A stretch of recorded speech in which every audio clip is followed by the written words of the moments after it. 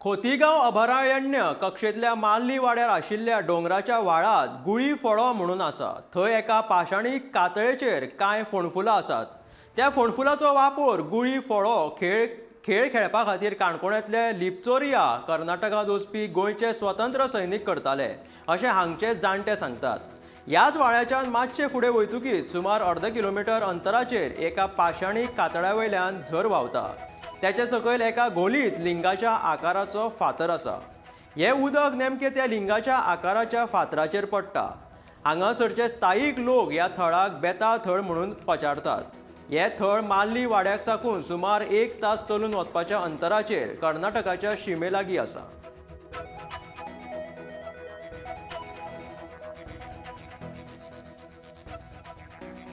ह्या जाग्यार हांगा पावल्या एक बरे पयलींच्यान एक बेताळ म्हणून आसा ह्या थळाक। आनी कर्नाटक साम बंड तेकून आहा।